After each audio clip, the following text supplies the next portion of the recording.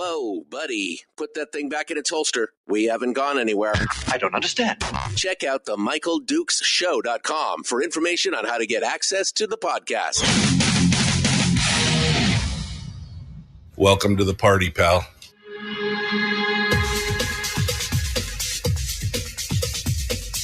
The Michael Dukes Show. The greed and the entitlement is astounding to me.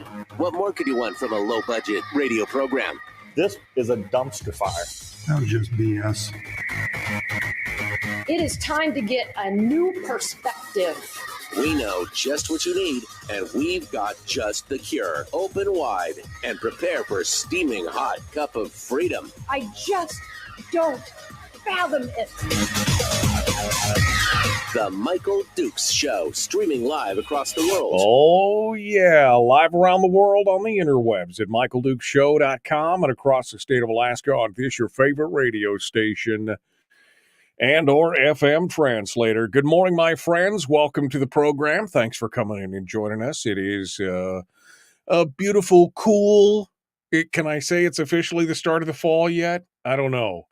There's yellow leaves in my yard, which is a little disappointing. I'm just going to say it. It's a little disappointing, a little disheartening. The summer is almost already gone, but we made it through. At least there's no snow yet. That's all I can say. That's the positive.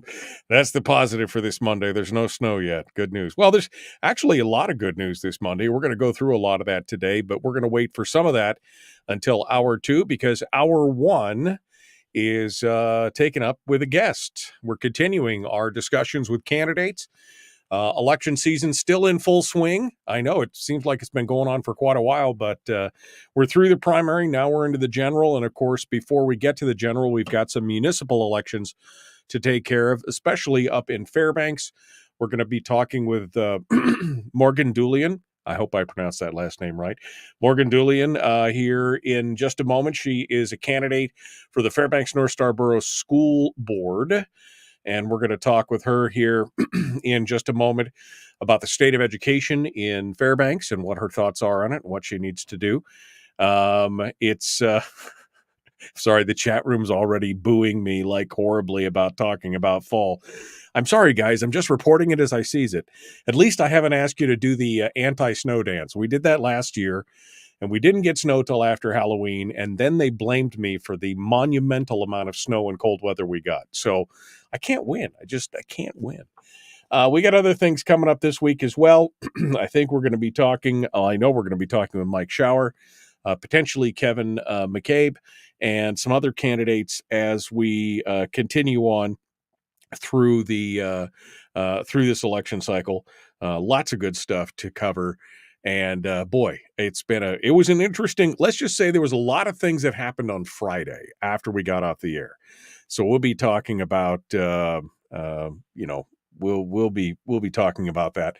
Plus all the things that are happening around the state, including that landslide in Ketchikan that happened late yesterday. Oof, man. So lots of things to discuss this morning as we get through. But I suppose we should just jump right on board and get started this morning and dive into it with discussions related to education, especially local education. This has been obviously a hot button issue.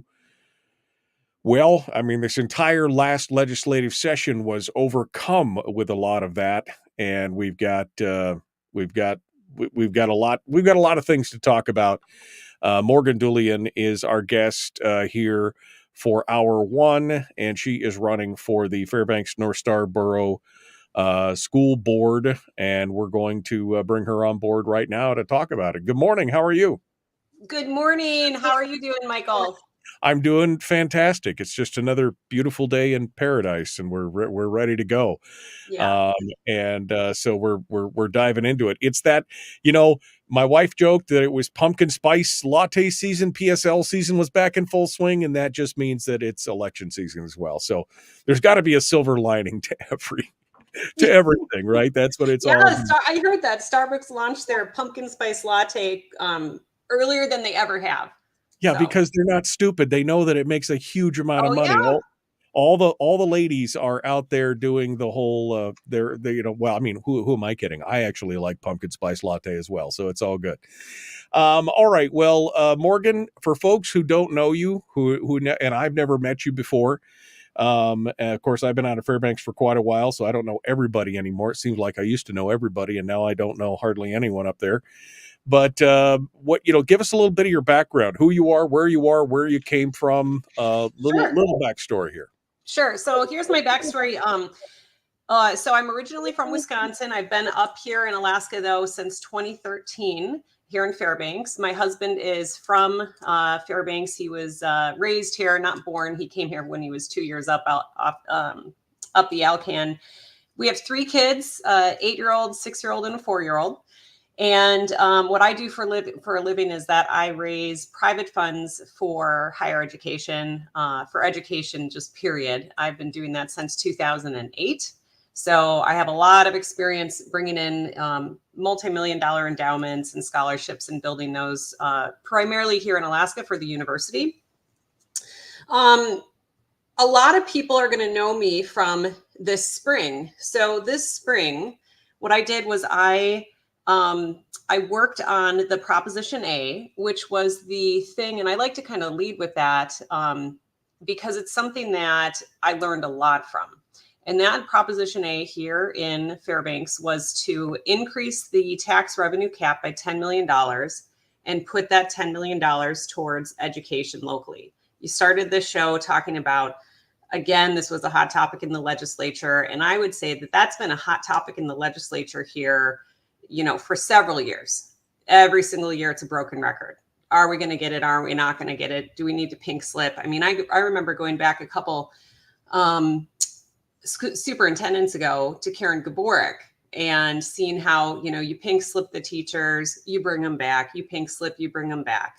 So there's been a lot of uneven ground, shaky ground in the world of education. And I think that we've seen that here in Fairbanks. And right now, so this spring, what happened was we were up against a really tight budget. We were looking at closing multiple schools. I was a parent at one of those schools. I got a text message and an email right before spring break this spring. And the parents of Chickasik Brown here in Fairbanks, Ben Eielson Junior Senior High School, Pearl Creek, and also Two Rivers got that message that said that your school might be closing next year. And it was like, well, wait a second. Didn't we just go through this a couple years ago with Nordale and Joy, which we did? But surprisingly enough, when we went through that with Nordale, they actually didn't close the school. They put that in towards homeschooling, which is great, but it was kind of this additional expense that they added, not necessarily a savings. So I looked at my kids. I have, again, an 8-year-old, a 6-year-old, and a 4-year-old. And I said, well, what the heck can I do to fix this solution? What can I do right now to make an impact?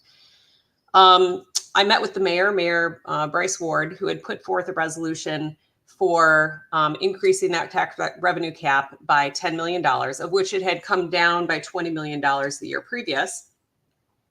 Put $10 million back and put that towards education. Now, there was a lot of questions around, could that be earmarked every single year? No, it couldn't. It couldn't.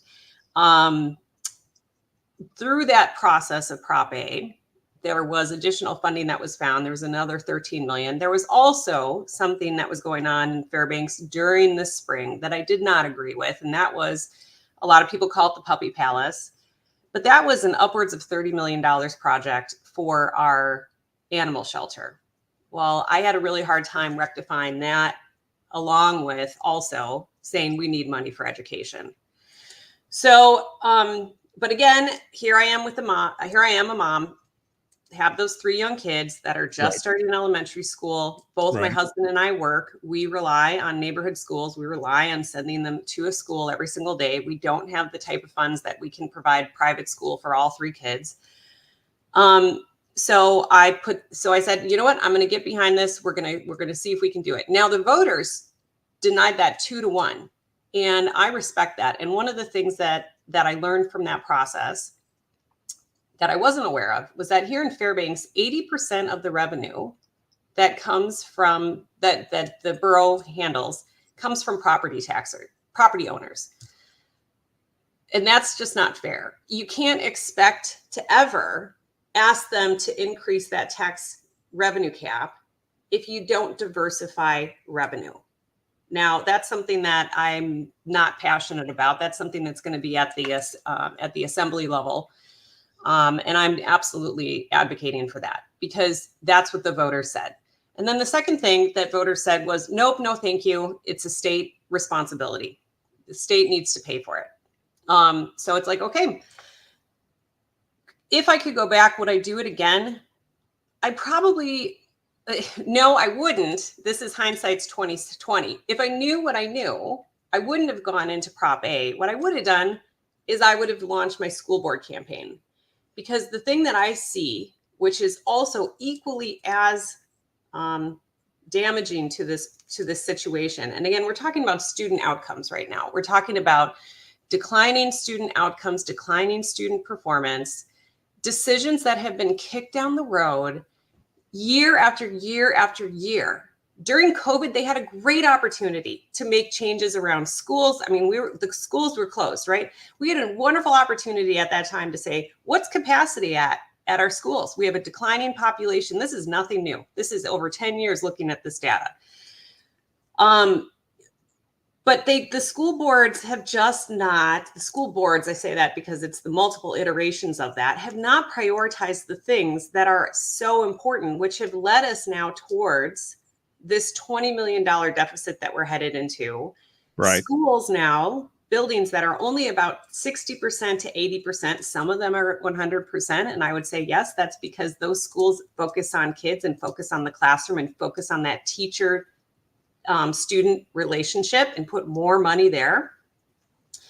So we have a lot of money that's going to half full buildings and not enough money going into the classrooms. And that has just compounded and compounded and compounded. So you can't increase student outcomes when you're still fighting this fiscal fight every single year. Well, so for me, I want to, help address that problem. That's something that when I look at where am I going to put my efforts, it's okay, what is the thing that's most important that can affect the most change? And so for me, it's about addressing the school deficit and the school budget. For me, it's about putting more of those dollars into the classroom. Right. Yep. It's about hopefully what that will then will create better outcomes for our students. That will then attract enrollment up. And that could be at our best homeschool program. It could be at neighborhood schools. It could be at charter schools. But the bottom line is that we have a decreased enrollment, which means that we also receive decreased amount of funding. So if we can capture some of those people back, maybe even attract some folks that are out of district to choose our best homeschool, that's an opportunity for us to grow. But if we're going to do that, if we're going to attract people back in, we need to give them a reason. And that reason needs to be that there's quality education happening in our schools. And I just don't see that right now. You have given us a lot to unpack here in this first. I know. I'm sorry, Michael. That first answer, there's a lot to unpack there, and I want to get into it because, it seems like you've gone through a journey of discovery. Let's put it that way on this. That you came in passionately and then realized that you didn't have the full picture, and then after seeing the full picture, you realized that the direction you were going wasn't great. But we still obviously need to figure out what the problem is here. And I think we're in agreement on that for sure, 100%. Yeah. But we are up against the break. So we're going to come back and I'm going to ask a bunch of questions. Let's do it. We're going to see if we can parse that down a little bit. Morgan Dulian is our guest. The Michael Duke Show continues.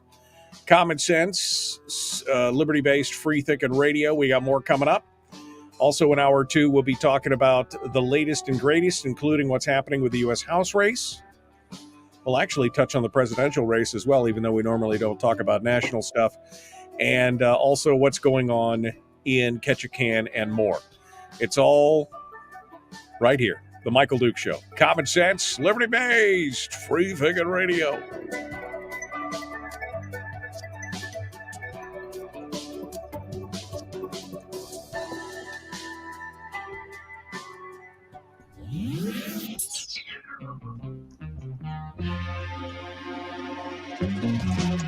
running on 100% pure beard power. Oh, also some coffee.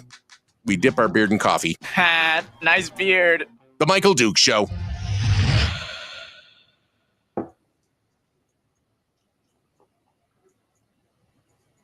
Okay, Morgan Dulian is our guest here on the program, getting ready to go through it here.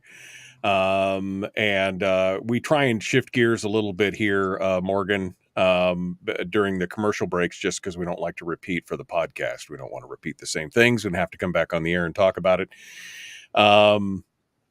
Jennifer makes a comment, which I don't think that's what Morgan was trying to say, but she says the puppy palace is not past tense as Morgan is referring to. It's moving forward, which I find astonishing. Let me just put that. The more I looked into this, and again, I've been out of Fairbanks for 10 years now. In fact, 10 years this month is when I finally moved out all the way of Fairbanks. And when I started looking into this whole thing, I got astonished at the palatial means that they want to try and put into this new animal shelter, and kind of the tone deafness of, and I think you referenced this, the tone deafness on the one hand of, oh, we need money for schools, and then, oh, by the way, we're going to spend $33 million on a facility for animals. That you can understand, I think, Morgan, why people were a little outraged over something like that. I think you can look at that. I was outraged about it. I like to say, yes, it's past tense for me because I'm going to focus on the school board, and I'm going to focus on what we can do on the school board. And so it's like, you know what? The assembly can deal with the puppy palace. The voters can talk to them about it. For me, it's still about a sustainable problem. So yes, the puppy palace is $30 million. I think that's outrageous. I think that it's outrageous that they brought this forward, the Prop A, at the same time of the puppy palace. I said, I think this is crazy, but for me, it was, okay, let's go ahead and focus on, if this is a systemic problem over every single year, I think we all hear it. Are we going to get the funding? Aren't we going to get the funding? What's going to happen at the state? We put forth the budget before the state puts forth the budget. So there's a sustainability piece there that the puppy palace doesn't answer fully. However, do I think it's crazy that they put this forward at the same time? Do I think it's crazy that we're spending $30 million? Yes. Yeah, no, I mean, I would agree with you. Audrey says, good morning. Thank you, Morgan, for admitting to lessons learned. I mean, learned lessons. I mean, I think that is laudable that somebody goes in very passionate about something and says, this is what I want. And then they realize, well, wait a second, I wasn't exactly as I had either thought it was or what I was told it was, right? They were like, oh, wait, this isn't quite exactly how we thought it was supposed to go down. Yeah, sure. And the thing is that like the ultimate goal of what I'm trying to do hasn't shifted. The goal, what I'm trying to achieve here is that our student outcomes have been jeopardized. And I think that they've been jeopardized primarily from mismanagement and a lack of priorities. And I'm going to say this is not just recent. This is years of lacking priorities, of not looking at the budget, not looking at the facility utilization. So when you have facilities that are at 60%, that's nothing new. And I think that during COVID, we absolutely missed an opportunity to say, wait a second, what's going on? Kids are home anyway, let's consolidate. But again, we weren't focused on that. And right. And I agree with you 100% on that. I mean, you had a golden opportunity. There was an opportunity. Why didn't you look at all the schools and figure out where's the balance, which have got the lowest enrollment? Okay, we know we're probably going to have to close that. So let's shuffle those kids around to close schools. And I mean, they had the opportunity to shuffle the deck and move things around, and they didn't do it.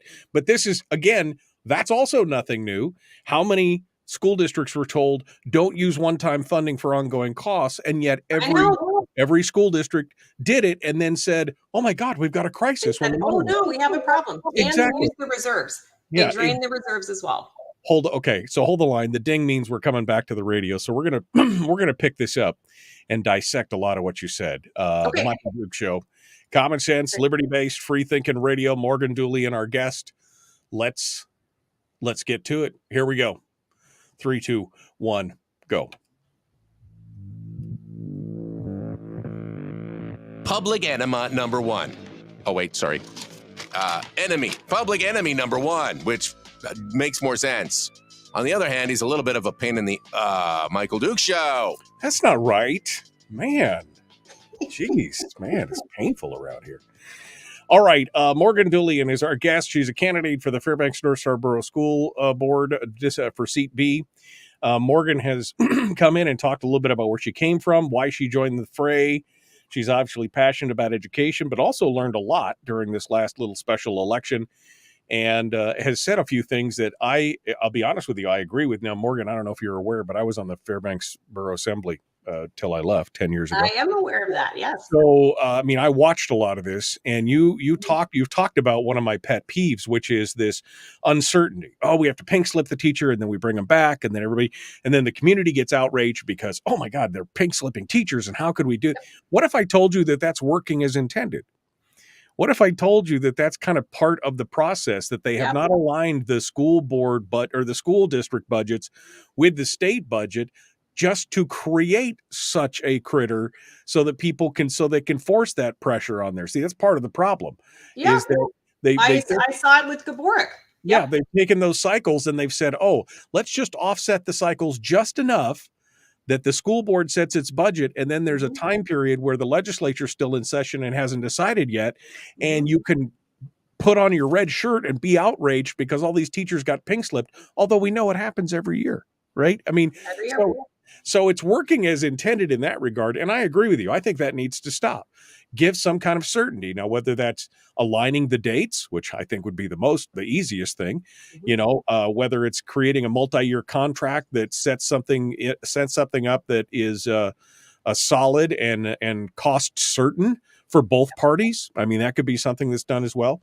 But this is kind of the whole thing, that it is working as intended. We were just talking during the break. You were talking about school utilization, and you said something, that said, hey, we know it's nothing new that we know that we have a decrease in students, that we have a decline in enrollment. The entire time I was on the assembly, we have had a decline in enrollment in the Fairbanks area for 15 years. It's not like we didn't know it was coming. Yeah. And yet people act shocked when they say, well, we're going to have to close a school, because now there's an emotional hook. Oh, my kid goes to that school. Oh, I went to that school. Sure. And so it becomes this emotional hook instead of making it the most efficient thing for the system itself. They're making it instead institutionalizing it so that they can protect those spends and hold those things open at an extended cost. And it hurts everyone in the long run. Do you agree? Mm-hmm. It does hurt everybody in the long run. I think the most, I talk about, what is the root thing that we were trying to do with our schools? The root thing that we're trying to do with our schools nationwide is that and a lot of people, the root thing though, is that we are trying to educate the next generation to be the leaders, to be critical thinkers, to be ready to take on businesses, join the military. We need the next generation. We have an aging population in this country. That's, I think, true. And here in Alaska, that's very true for Alaska. That's very, very true for the Fairbanks North Scarborough. I'll talk about one of my motivations is that, so through my work, one of the things that I've had the privilege to do is I've been able to travel to other communities throughout the circumpolar north. And when I go to other communities throughout the circumpolar north, and I'm talking over in Europe or even throughout Canada, there's booming industries. Like, the world is starting to focus on the Arctic. Our military is starting to really focus on the Arctic with the opening of the Arctic Ocean. Like, these are huge opportunities for shipping, for our military, and also for national security. we are in a place where I come back to Fairbanks and I go, oh my gosh, we have so much opportunity here, but we need to make sure that we also have the workforce. We also have the leaders. We also have those people here who are from here, who have this great kind of opportunity to live and grow up in this dynamic environment that like barely anybody else in the world gets to do. However, what I think that we're failing our kids. I think that we've jeopardized student outcomes. I think that we are now at a point, I mean, I have a first grader right now who has 32 kids in their class in first grade, the year that you need to learn how to read. And there's no teaching aids or anything like that. And I look at that and I say, we've got to figure this out, Alaska, because if we want to attract families, working families here in Alaska, yes, there's amazing opportunities with correspondence and homeschooling. And I think we've got those. I mean, we do need to bolster those programs, but those are good. We've got a lot of that going on. We also have amazing charter schools, but we only have a certain amount with a certain amount of spots. So our neighborhood schools is where I see there being the most pain to kids. And who relies on neighborhood schools? Usually working families where you have both the mom and the dad working. Right. Well, and I think that you've made the point here. I mean, charter schools, for example, have done very well. Yeah. But as you point out, it's a limited resource. And totally limited. And yet every time we talk about finding a way to, make it easier to create more charter schools, which have a great track record, there's roadblocks. And every time you turn around, there's roadblocks. Oh, well, the school boards don't want it, or the unions don't want it, or there's some other kind of thing. That's why there was this big push in the legislature this year to create a governing authority or an authorization authority at the state level to say, we want to be able to go to the state and say we want to create a charter schools, because the roadblock has been the local schools, the local school districts, because they see it as competition. The reason they see it as competition is because of the outcomes that we're seeing. We're spending more than most other states. We're in the top 5, I think, of all per capita spend in the state on a student basis in certain districts, not like statewide, taking into account these rural, but even in some schools where we're spending more than most places, and yet we're 46, 47, 48th. Yeah, that has to change. I mean, how do we get that accountability in there, though? See, that's the other thing. Mike Schauer, who's my senator down here in the Mat-Su, he said, sure, I'll support an increase in BSA, but there's got to be an accountability measure. And yet there was this huge pushback. Well, we can't be accountable. We can't be accountable for that. How do you create that accountability measure to where they're producing a good product, to use your business analogy? You're producing a good product that's at least adequate. I mean, at least in the middle percentile, right? Instead of in the bottom. How do you do that? How do you get that certainty of outcome? Yeah. So I think that when you're talking about certainty of outcome, what you have to do is you have to look at what's proven. And what's proven is you have lower class sizes. That's proven. We've proven that. Look at the charter schools. They have, I think the max is 22 kids per class. And that's all the way K through 8. So lower your class sizes. When you lower the class sizes, you're creating a better opportunity for that teacher to actually teach, not just police in a classroom. You're also giving the opportunity. You're also kind of reducing the need for all of these additional aides and all of these additional support staff, because you have a lower class size. The teacher can actually manage their classroom correctly. Administration. So here's another thing. When we have more buildings than we need, we have more administration than we need. We need to fix that. That's something that needs to change. And so when you consolidate schools, that's the term that I'll use. When you consolidate schools, you're going to be able to consolidate also administrative positions. The outcomes of how are you accountable, I think that we've already got those. So we already have those measurements. The thing that I want us to do less of is to have the whole statewide, and yes, that one really, it really bugs me too, because it's like, gosh darn, why are we at like 46, 48, 49? as a state. So what I want to do, I mean, and we're such a large state with such a diversity in our population, and also, you know, the way that communities are. I think that it would be better for us to look at kind of district by district, but, you know, look at those key performance indicators. So you have literacy rates, you have math and science rates, you have graduation rates. So we have those types of things that are already the things that we can say, okay, here's the accountability for it. The thing that I would challenge is I would say, give folks kind of an arc and a time frame to work on, not just a 1 year time frame. So say, okay, we're going to do this forward funding, for example, that used to be a thing of the past, hasn't been a big priority for at least the last 5 years. But is that an opportunity to say, we're going to do this for a couple of years, and these are the outcomes that we need to see? And then you give that to the school district and you say, okay, let's do it. But you need to make those hard decisions. You need to bring down your deficit. You need to focus on these. Right.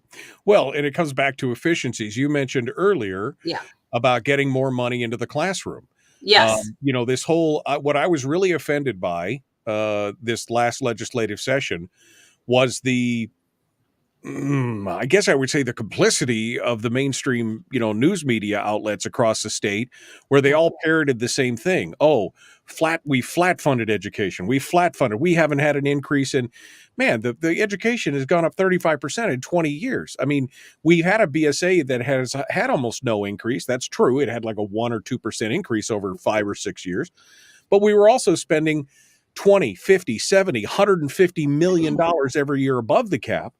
And there used to be a mandate back in the early 90s that 70% of that money make it into the classroom. That was removed. So now it's not there. So how do we get that money into the classroom? You know, that's the thing. You're right. This money is actually, the BSA has become almost like a facilities fund instead of a student fund, right? It's base student allocation, but instead a lot of it's being sucked up by facilities, maintenance, administration, everything else. How do we get that money into the classroom? Yeah. So you have to then focus on, and this is where I'm running for school board, because the school boards are the ones that actually allocate those budgets. So from being a parent here in Fairbanks North Star Borough, also somebody who works and lives and owns property here, you have to make the hard decisions at the school board level. And I see this happen across our state. We have these emotional ties to, oh, that's my mascot, or that's where I went to school, or I did this. You know, God forbid we ever talk about, you know, consolidating high schools here in Fairbanks, because then everybody, you know, starts to really, really get ramped up. But you have to look at, okay, we have to educate our kids. It's a constitutional mandate here in Alaska. And that's one of the things I love about it, the Alaska Constitution. It's so new that we put that in there. However, what are the goals that we have? And I have not seen a vision. I'm going to say from most places across the state, I have not seen a vision of this is where we want to be. We want to get to a place where the Fairbanks North Star Borough achieves X, Y, and Z. Now, those measurable goals, I have not seen a part of the kind of a part of the strategic planning process. Now, the school board is starting a strategic planning process. I've been through many strategic plans throughout my career. So I know what that means. You have to put forth a strategic plan to kind of drive you towards a certain direction. The thing that I disagree with is last year, the school board kept saying we can't make more decisions last minute about closing schools or about this or about making these decisions, making these tough decisions, because we have to first strategic plan. And what I say is, okay, strategic plans put you in a direction. They say, this is where we're going. This is where we're headed. They, of course, are going to help you advocate for this to the state for more funding. However, when it comes to nuts and bolts every single day, making decisions about the budget, making tough decisions, you can't just say it's not in our strategic plan, so we're not going to make a tough decision. And that's absolutely one of the reasons that I'm running for school board. I saw that hesitation. I also think that that was one of the reasons that during COVID, we also didn't make those decisions. It's not a part of the strategic plan. We're already going to address maybe 2 schools, but it wasn't this like overarching, well, let's step back and actually look, instead of being at crisis mode every single year, can we get to a place where we're actually visionary, where we're actually saying these are the performance outcomes that we think that we can implement, that we think that we can change, and we want to put more dollars towards each classroom? So again, how you get more dollars into each classroom, you have to address administrative costs. You have to consolidate the schools. You have to bring down those facilities costs. Is just that going to be enough? I don't know. We're at a point where I know going in, I say that we have a $20 million deficit. It's actually going to be closer to about 30 million, I think, when we all kind of look at where we're at. But I mean, that's a huge deficit. It's going to hurt. We're talking with Morgan Dulian, a candidate for Seat B in the Fairbanks North Star Borough School Board. We're going to continue here in just a moment. We got one more segment coming up for this hour, and we'll be continuing right after this. Don't go anywhere. The Michael Duke Show, common sense, liberty-based, free thinking radio. Don't forget, you can always join us out on Facebook if you want to join the conversation in the chat room as well, or on YouTube, or on Rumble, or kind of wherever you want to find us there. We'll continue here with more right after this. The Michael Duke Show, common sense, liberty-based, free thinking radio.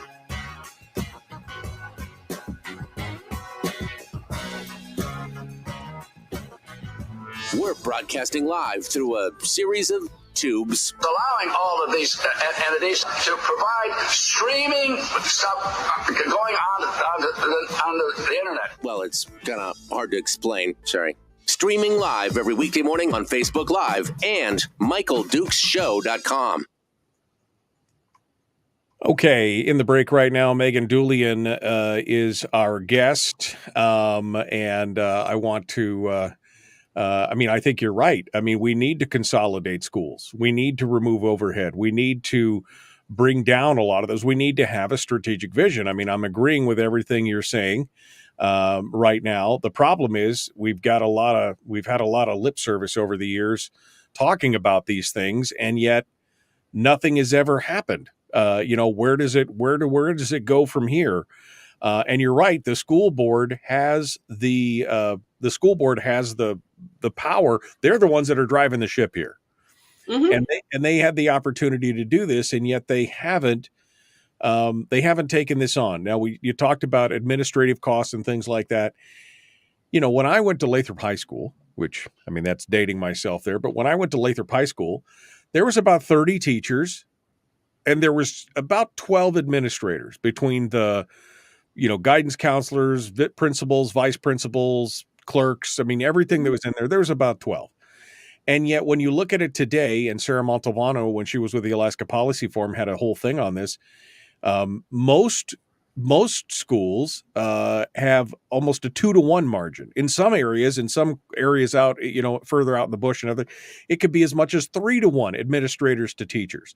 Mm-hmm. Is that part of the problem? Do we have too much administrative bloat in the communities? Yeah, I think that we do, but I think that that's also a national issue that we've seen. So, yes. How do we fix that? Because again, it's not. I mean, it's been mission creep, right? It's mission creep of it started out here. Oh, and this sounds like a good idea, so we'll add one more position. Or this sounds like a good idea, we'll add one more position, and then all of a sudden, monies that are supposed to get into the classroom are now being consumed by this administrative overhead instead of actually teaching the children what they need to know. And that's the thing. Are we even teaching kids what they need to know? Are we teaching them the basics of reading, writing, and arithmetic? Are we teaching them critical thinking? Are we teaching them how to learn?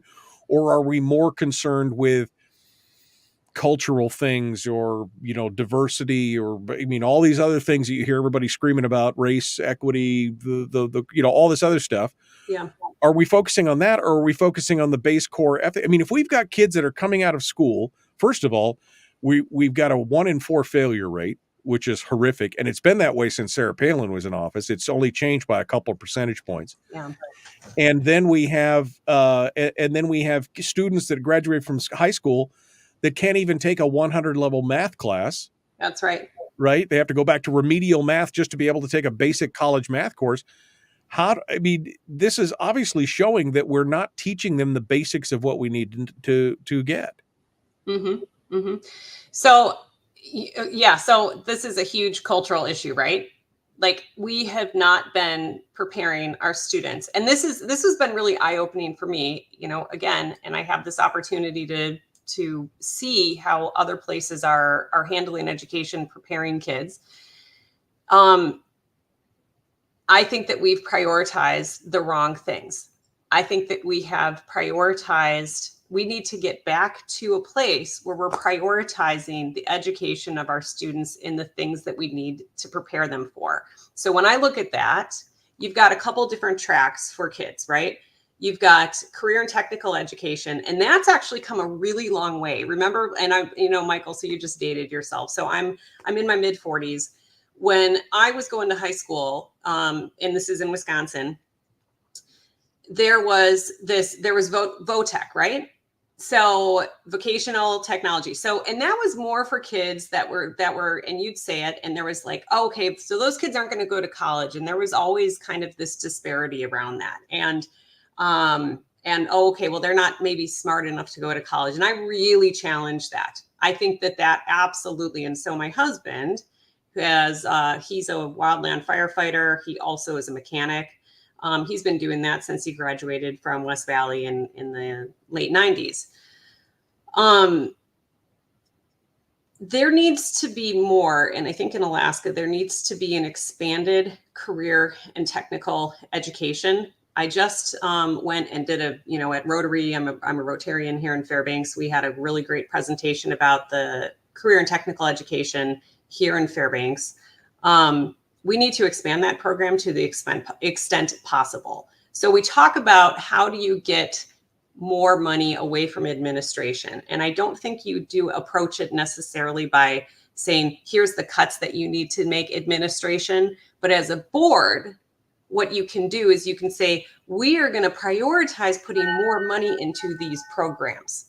And by putting more money into programs that are impacting students, you're then forcing, in a sense, the administration to then say, okay, well, now we have some really tough decisions that we need to make for administrative costs.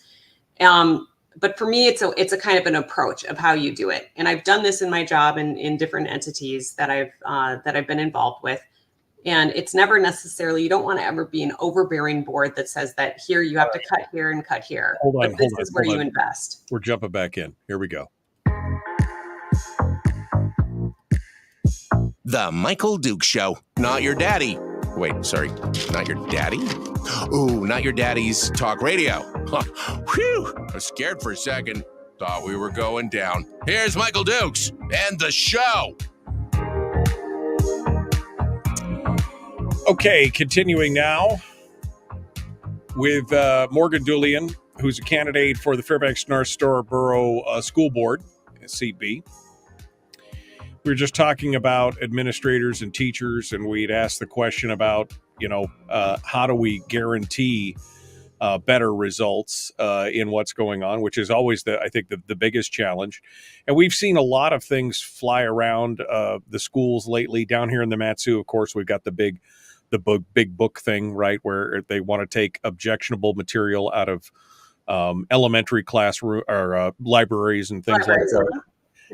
And we're getting sidetracked, I think, on a lot of this stuff. But I think a lot of people feel, a lot of parents and a lot of taxpayers feel that the schools have kind of lost their way. How can you assure them that that you want to bring it back on track to that basic, like I said before, reading, writing, arithmetic, learning how to learn, critical thinking, and to divorce themselves from a lot of the, whether you call it DEI or CRT or whatever this other stuff that everybody's talking about, or the books or anything. How do you assure people who are listening this morning that you want to bring it back to the basics of critical thinking and learning how to learn and producing a product that is a viable product in today's world? Yeah. So, Michael, I'll address one key thing that I think is taking us away from education, and it happens in middle school primarily, but it's happening everywhere. And that is the how we are treating kids at school and allowing them to say, this is my pronoun and also this is my name. And as a school district now with the new, and this is a federal thing, so this is up to the feds to make this decision. With the new Title IX, we cannot necessarily put in a policy that says that what's in Power School, which is here in Fairbanks, the Power School is what's based off of their birth certificate, what's based off what the parents put in there. That's what the teacher's gonna call you.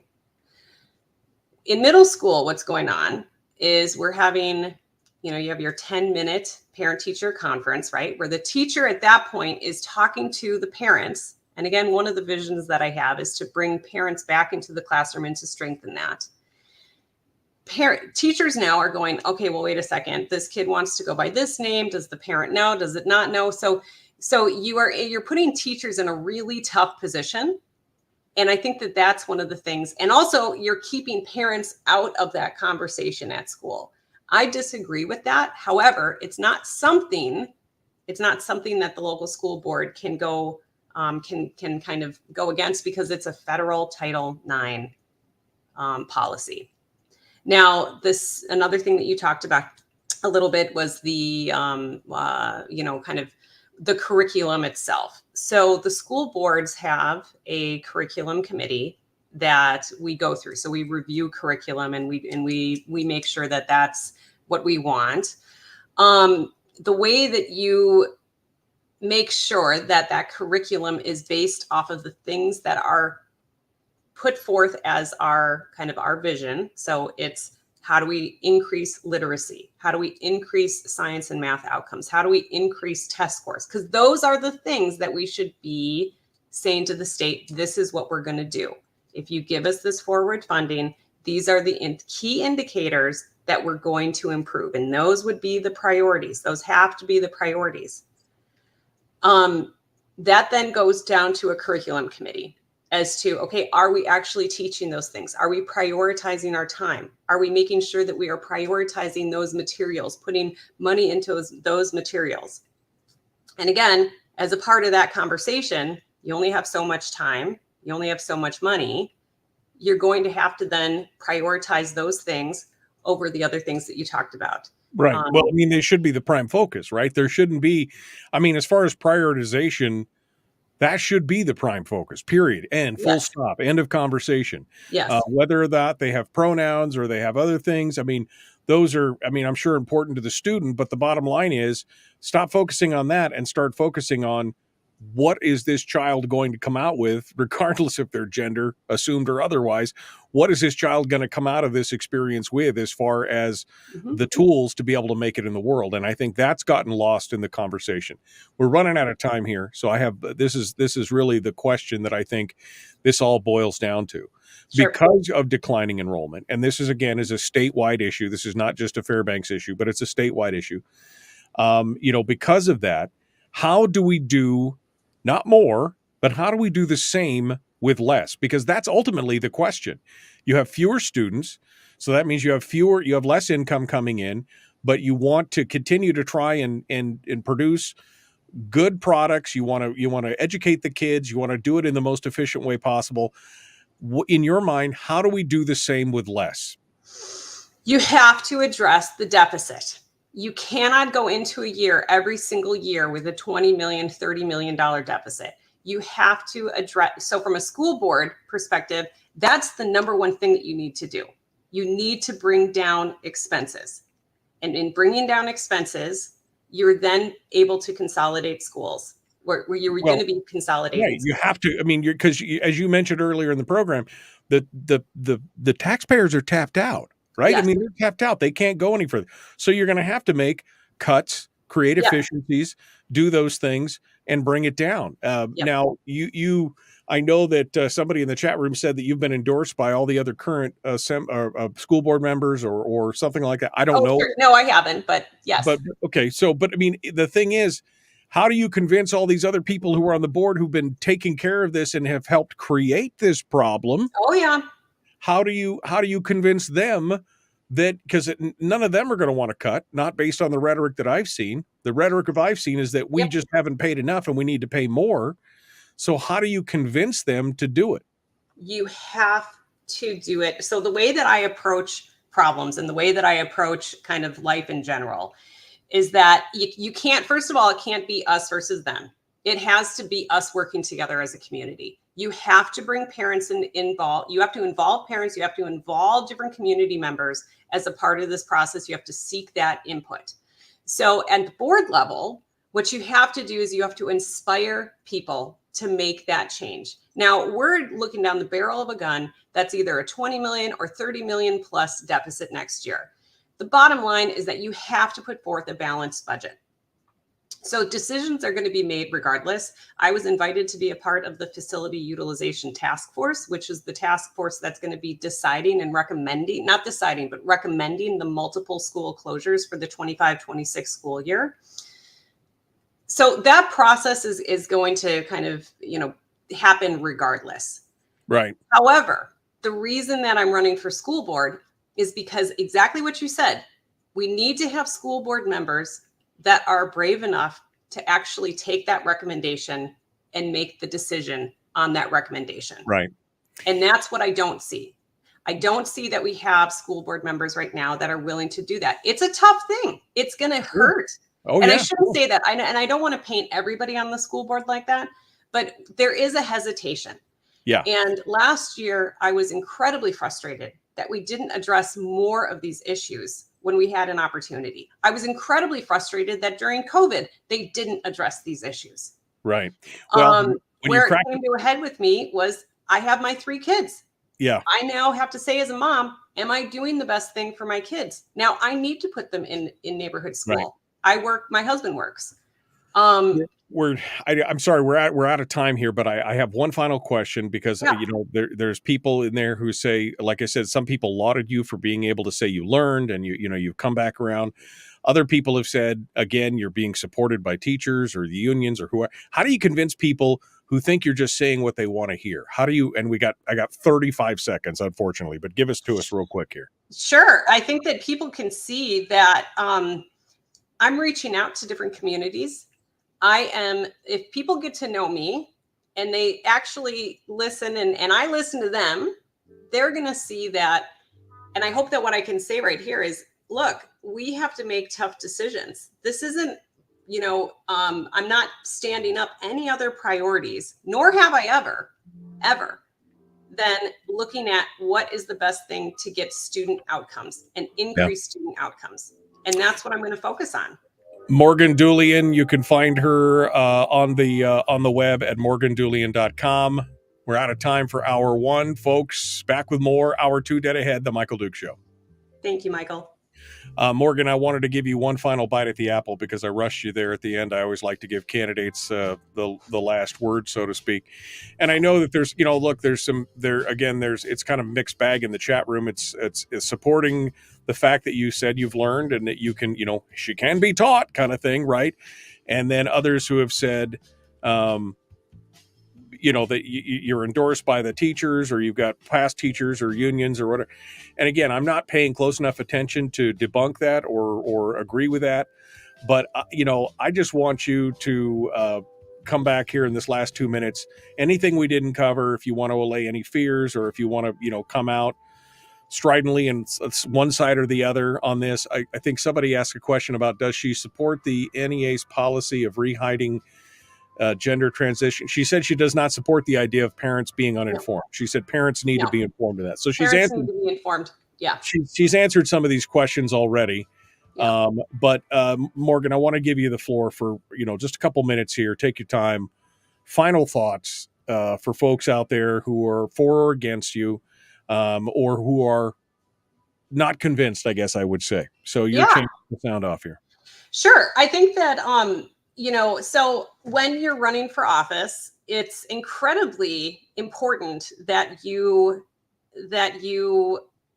showcase the type of person that you are and you showcase the type of leader that you're going to be. I have a background in, attracting funds into education, negotiating deals tremendous deals here at the university. Have done that. The bottom line is that anyone can look at my track record, and anybody can even look at where I've given money in the past and see that I am absolutely prioritizing student outcomes. That's the only reason that I'm doing this job. The only reason that I'm asking to do this job. Now, through the board members, they say that, I'm pals with everybody. And I would say that I'm actually probably friends with most people, and people that are on either side of this. I don't like to say either side, but that might see each other as being kind of complete opposites on the political spectrum. Adversaries, right? Adversarials, right? Adversarial. And for me, I am done with that type of talk. I will not say that somebody is an adversary of mine just because they think a little bit differently, or we're not going to vote in exactly the same way. What I can say is that I support parents' involvement. I think that we need to get parents more involved in schools, families more involved in schools. I don't like the policies that are keeping parents out of that, because that's a key part of the equation. The second thing, the numbers speak for themselves. The student outcomes are not where they should be. The third thing that and so prioritizing that is the reason I'm doing this. It's not because I went to Lathrop and I want to protect Lathrop, or I went here and I want to protect this. It's that we need to build a school system that works not only for our community today, but our community and how it's growing. So the thing that's going to set me apart, though, from the person who I'm running against is how I approach those problems and how I bring the community together through this.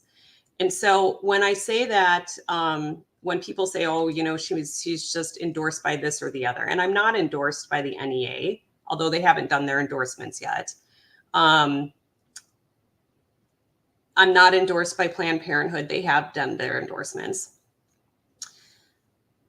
Is how I'm going to approach this problem. And I think it's the how you approach it, and say that I've been kind, I have been inclusive, I have been trying to reach out to different communities. I've been spending a lot of time talking with folks that, might say, well, you tried to raise the tax cap. And it's like, well, can I tell you why I tried to do it? And it was because I wanted to address the immediate problem within our schools. And that's why I did that incredibly unpopular thing and took that risk and worked really hard. But never am I going to say, and the people who voted against it are this, that, or the other. No, I respect the people who didn't vote for it. And I understand why they didn't vote for it. And I think that if our elected officials don't learn from that process, well, then that's money wasted. But I think that we have a great opportunity right now where we have this incredible deficit. We have these incredible challenges with student performance. And the thing that we need to do is focus on getting back to increasing student outcomes and prioritizing those. And those are the things that our test scores focus on. So I guess while we're down to just a minute here, or less than a minute. So you're committed to finding efficiencies and cuts and ways to bring the budget in line. Is that? Yes, absolutely. So you're committed to that. We've got to shrink the budget down to fit the income that we have and stop the deficit. You have to. Yeah. All right. Well, that sums it up. Morgan Dulian, DULIAN.com. Morgan, thanks for coming on board. It was an interesting conversation, and I appreciate it. Look forward to talking to you again here in the future. Yeah. Thank you, Michael. Take care. It. Thanks for coming on board. Interesting. All right. Well, we're up against it. So we're going to continue here in just a second. The Michael Duke Show, Common Sense, Liberty Based, Free Thinking Radio. Maybe Morgan will cruise through some of the comments in there, and she can comment while she's still in the green room there. She can comment on any of the questions that people may have had. I didn't get, obviously, to all the questions. She did answer some of them. Some questions I didn't ask because she'd already answered them at one point earlier on. So maybe you need to go back and listen to the podcast, but it's interesting. we'll see how it goes. I mean, I like what she was saying. Makes sense. Hope I don't get burned in the future kind of thing, right? But she is right. Parental involvement is key. All right, we got to go. The Michael Duke Show.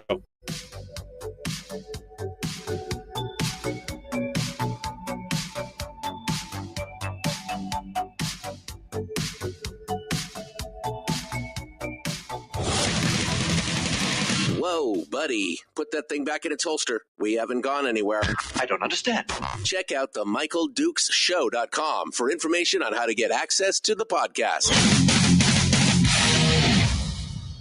Welcome to the party, pal.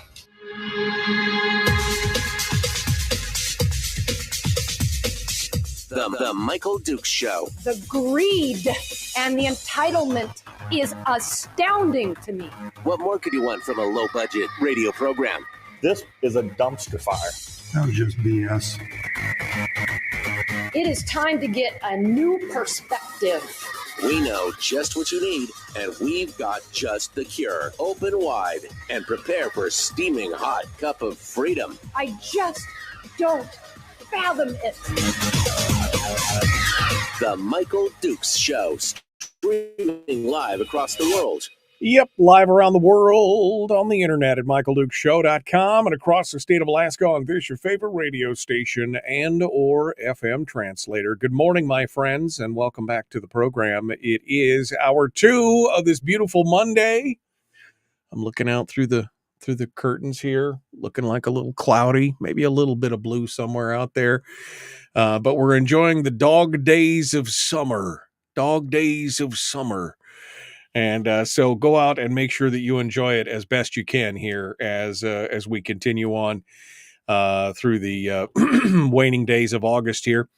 Want to say thank you for coming in and joining us today. Hour 2 continues. We just finished up with Morgan Dulian, who's running for the school board in Fairbanks.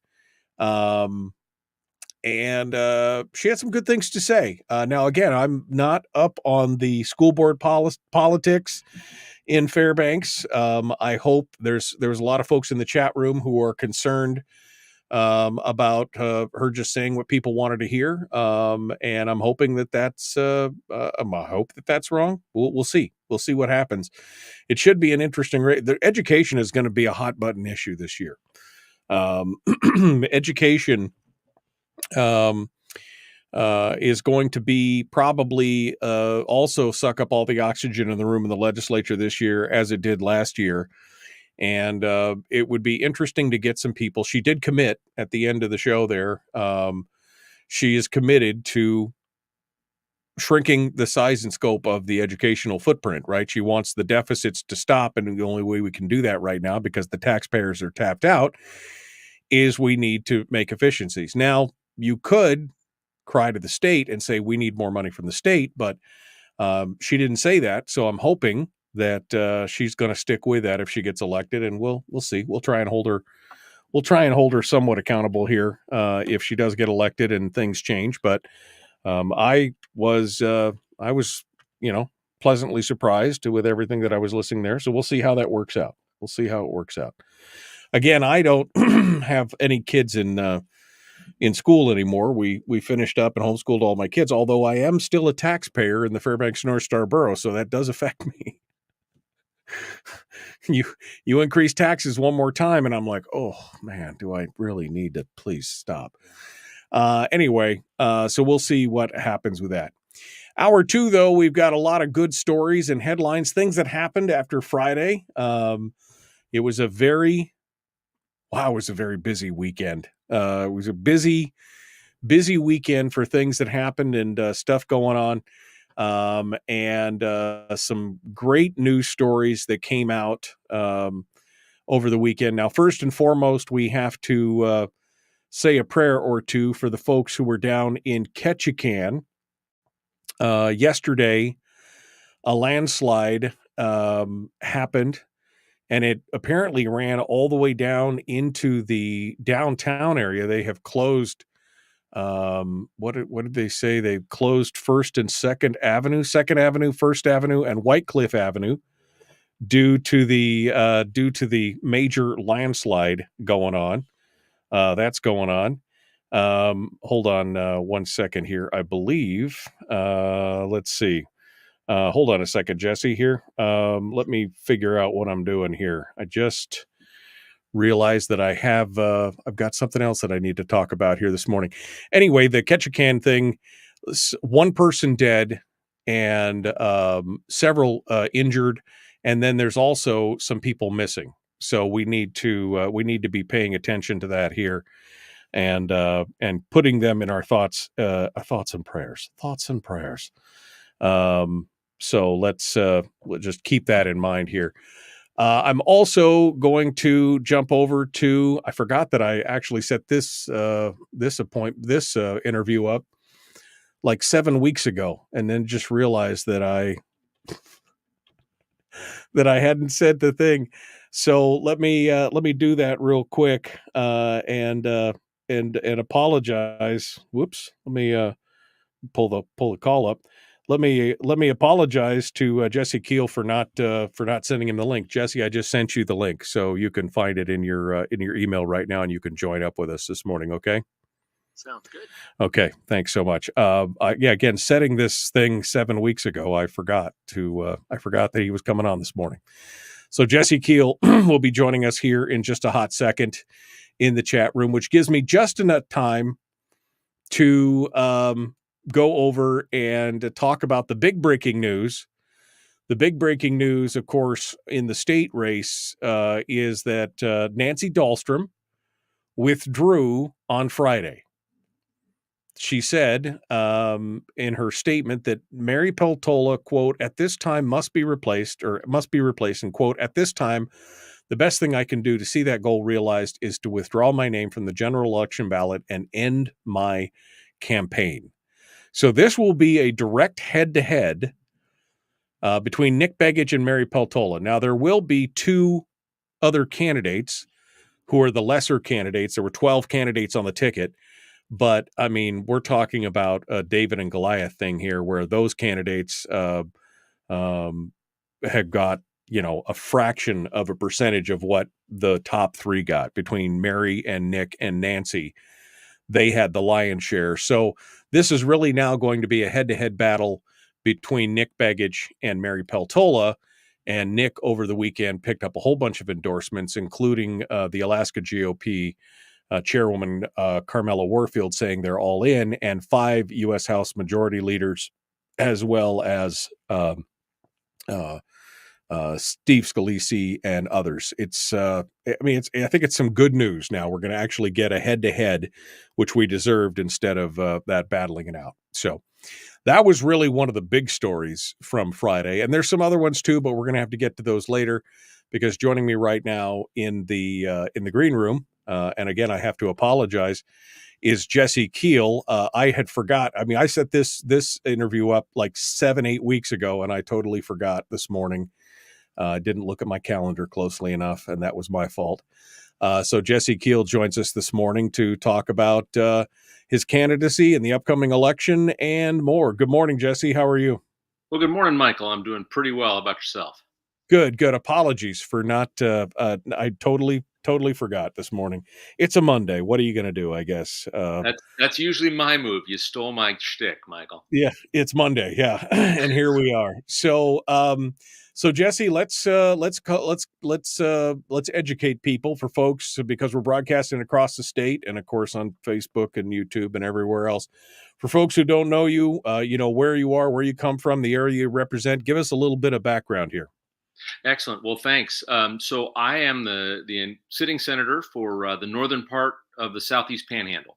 So it's half the Panhandle by population, not by land area. I have the entire city and borough of Juneau. I live here in the capital city, where I'm coming to you from this morning. And then I also get the privilege of representing the folks at the mouth of Glacier Bay and Gustavus. There's a couple folks in Excursion Inlet, but then the communities of Haines, Cluckwan, and Skagway. And if you keep going that direction, pretty quick you're in Canada, and I don't have to worry too much about them. Right.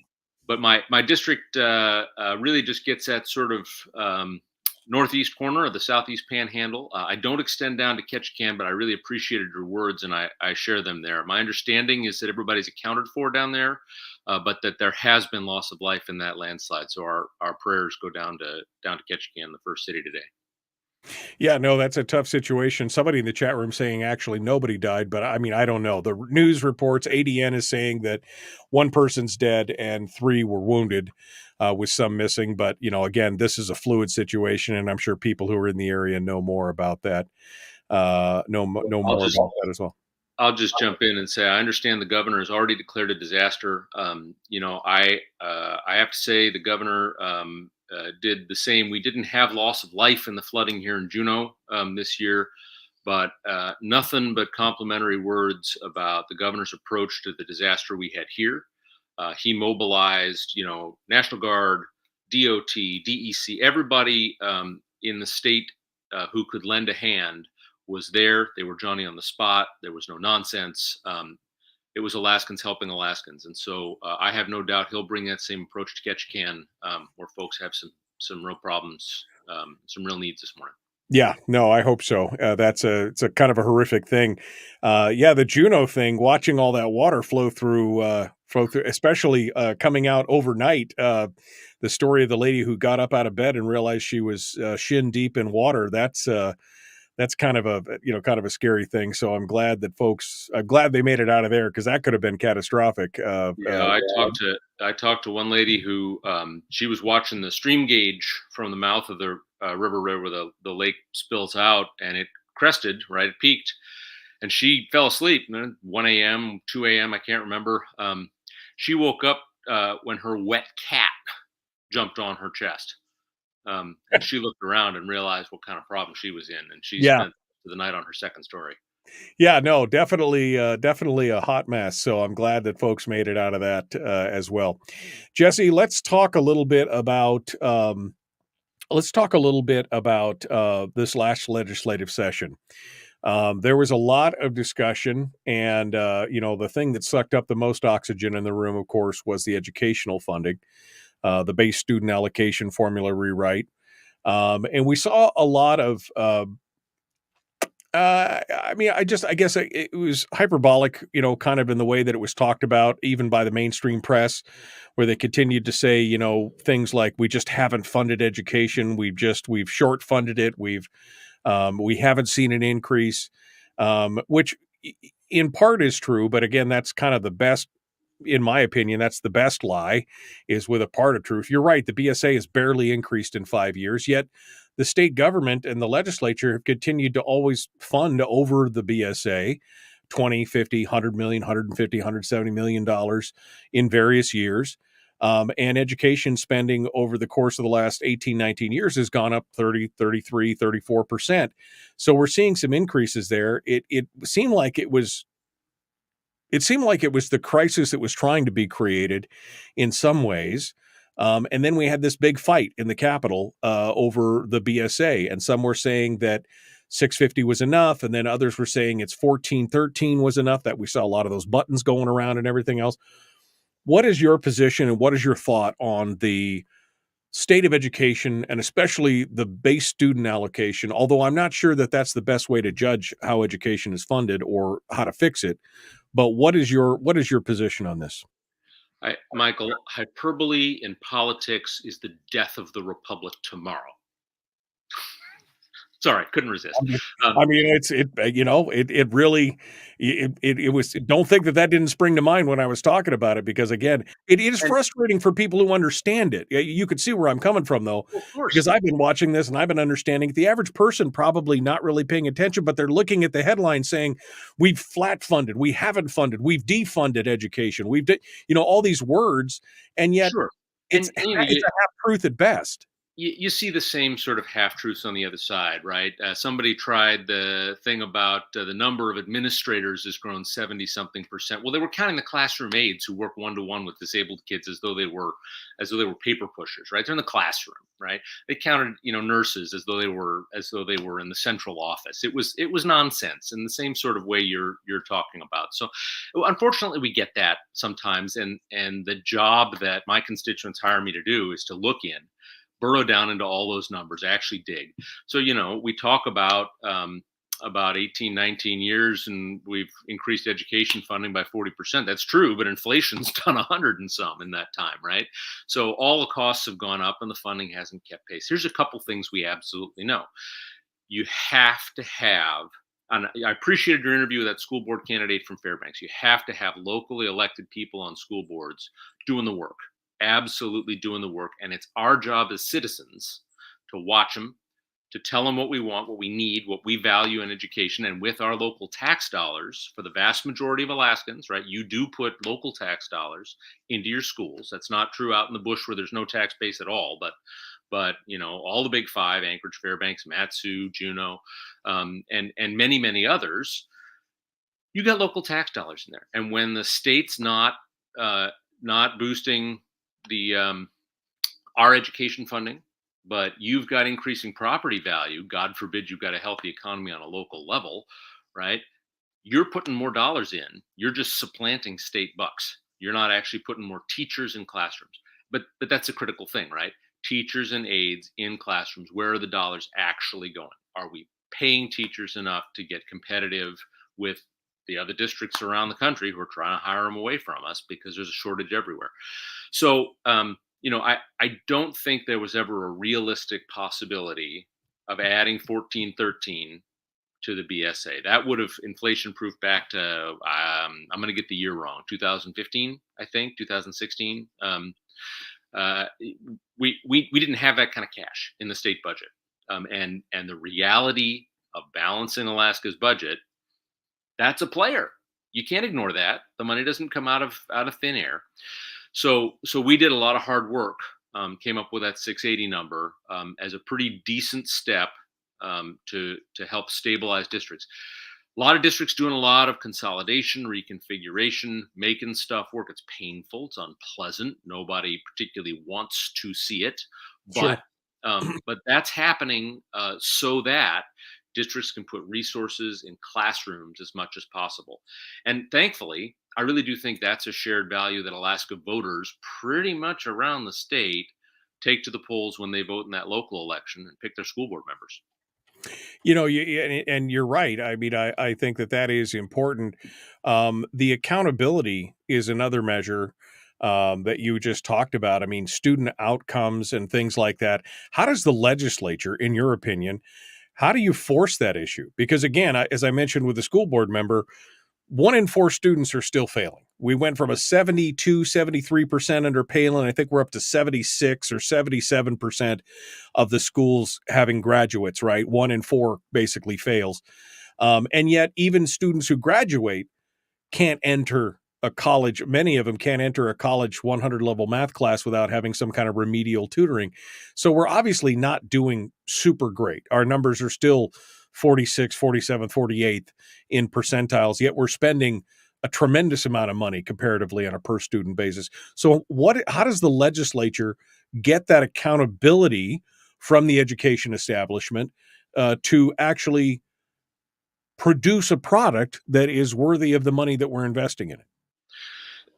Yeah, Michael, that's an issue that we work on every single year, and we never stop pushing on.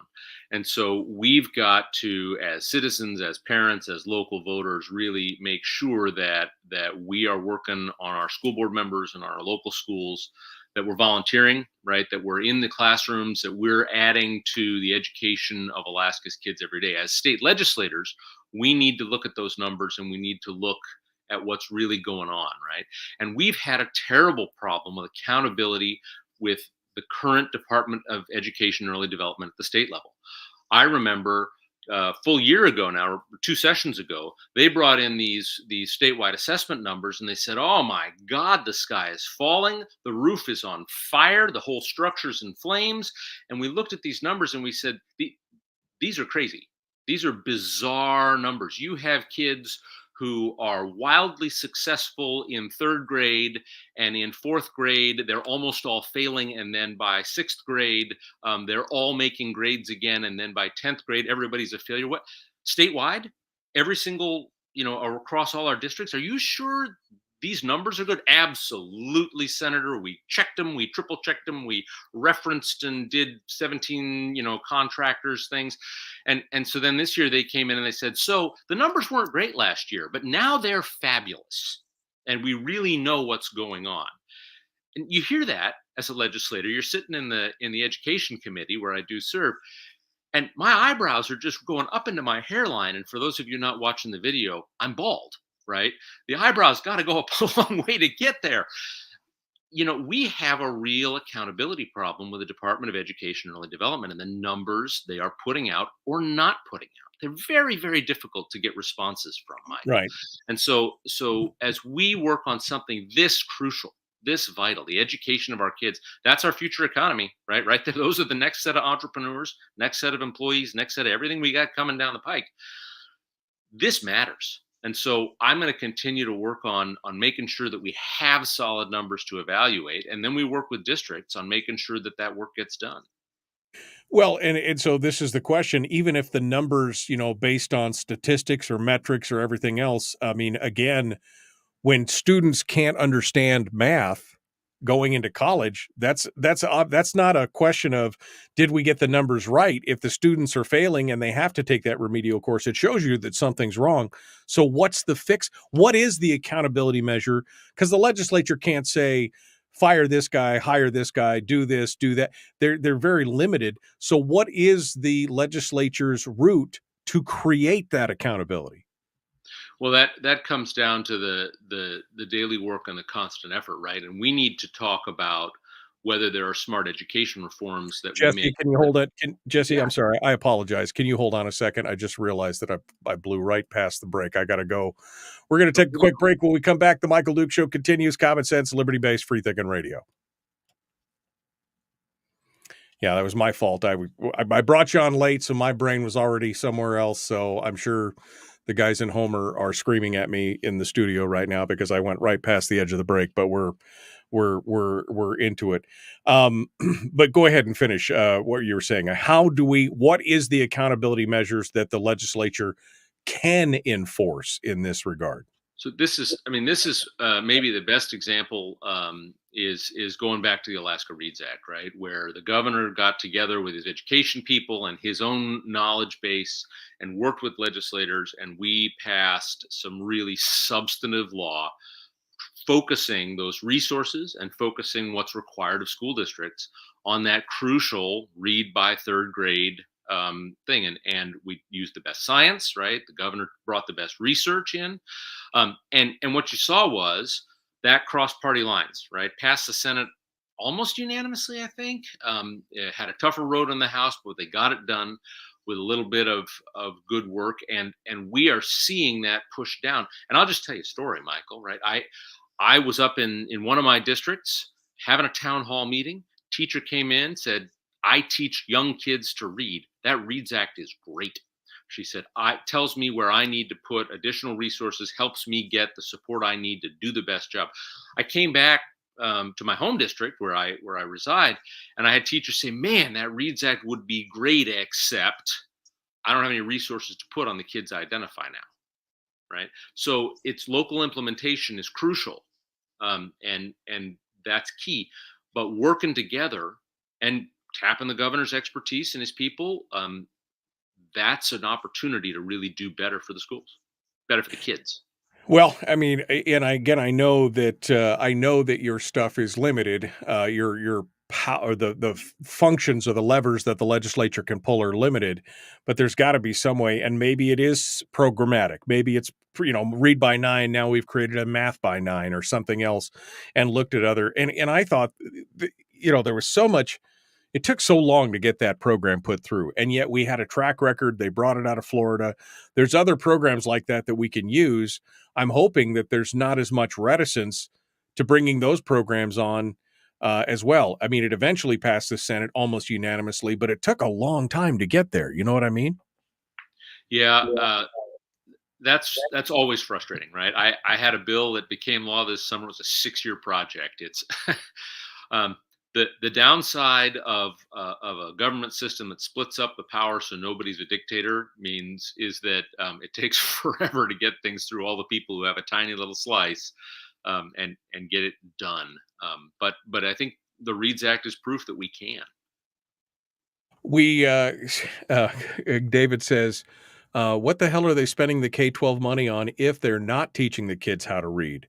And that comes back to my question that I was asking Morgan, which was, why can't we focus? It seems like we're failing at the basics of what we should be teaching. Again, when kids have to take remedial math, shouldn't we be teaching reading, writing, and arithmetic? What are we getting so caught up in that we can't teach basic critical analytical thinking skills, reading, writing, and arithmetic, and get these kids out there to the point to where they can function on their own without having to go back and do remedial stuff?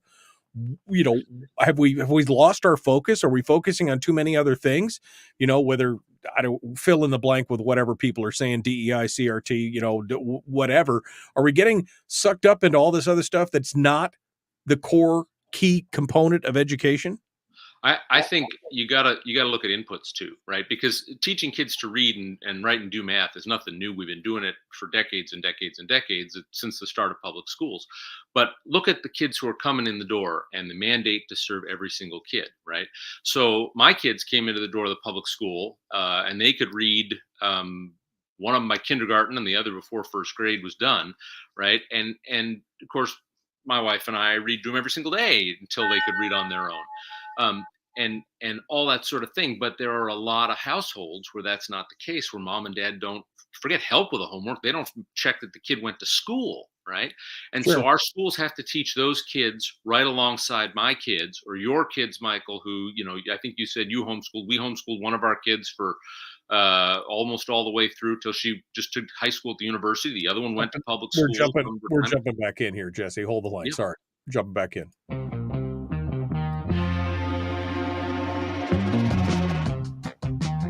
The Michael Duke Show. Seriously humorous with a pinch of intellect. Sorry. That is humorous. Here's Michael Dukes. We're continuing now. Jesse Keihl, our guest. He's a state senator from District B, running unopposed in the upcoming election. But we've been talking about education. And, my question during the break, for those of you who were in the break and those who weren't, I'm sorry, I'm an idiot. But let's come back to it. The question was, have we lost our way as far as teaching the basics of reading, writing, and arithmetic and analytical, critical thinking, teaching kids how to learn? Because it seems like a lot of the problems, and especially those on the conservative side is that there's a lot of ancillary stuff that doesn't factor into that reading, which is the core mission of the education establishment, is to, again, teach the kids to think, critical thinking, learning, reading, writing, arithmetic. And you were saying that there's a challenge to that. And that's why a lot of this other stuff has to come in. Why is that? We have society is not sunshine, roses, puppy dogs, and kittens everywhere, right? So we got a lot of folks who come in with the resources to learn, ready to learn, and their parents make sure they go to school. Their parents check their homework, right? Their parents are reading them when they're little, but we've got a lot of kids who come in with a lot of serious problems, and problems they bring from home show up in school. And now you've got a class that instead of 21 kids has 35 kids. That teacher's got to hold 35 kids while they teach that one and bring them up. I volunteered in schools for, Lord, I don't know, 15, 18 years now, Michael. And we used to have the kid who nodded off, right? And the one who stared out the window. Now there are kids with serious mental health problems in the classroom. I'm seeing it when I show up and volunteer sometimes, right? I'm there for 2 days, for 3 days, for, a class period, volunteer and teach in Hunter Ed. But I can jump around and be entertaining and be a goofball and get their attention sometimes. You can't do that 6.5 hours a day for an entire school year, right? No teacher would survive that.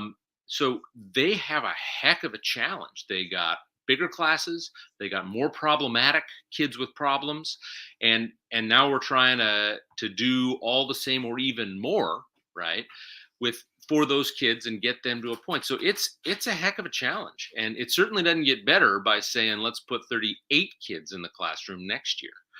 Not that number of teachers is going to solve every single problem. I think we've got bigger issues to look at in society. But the question of whether the kid, as one of my colleagues says, wants to be known by the given name on his birth certificate or wants to be known by his nickname, I don't care. Teach him to read. Well, I mean, I would agree with that, although I think that's understating it a little bit. It's not necessarily a nickname if you're referring to the whole pronoun thing or the name thing. That's kind of a different deal. But I don't have a lot of time, so I want to kind of move on to the next topic.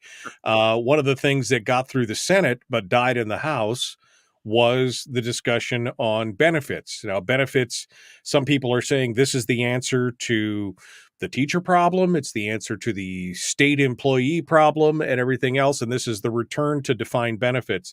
Now, as we know, we still owe $7 billion roughly to the previous three tiers of defined benefits and unfunded liability.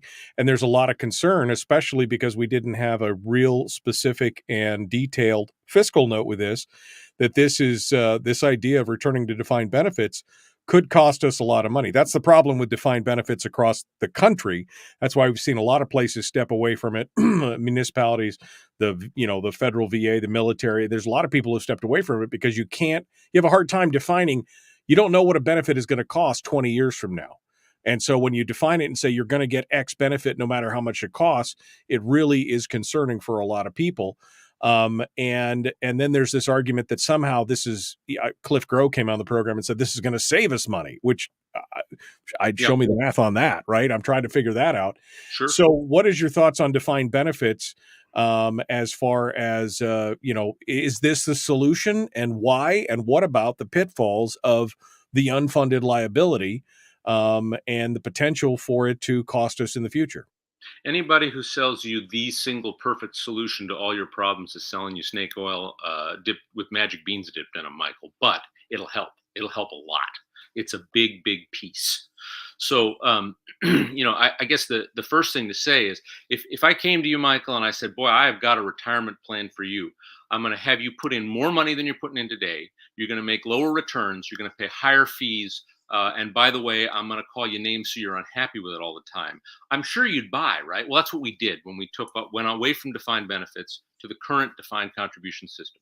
Costs more upfront, lower returns, higher fees, and it's not competitive.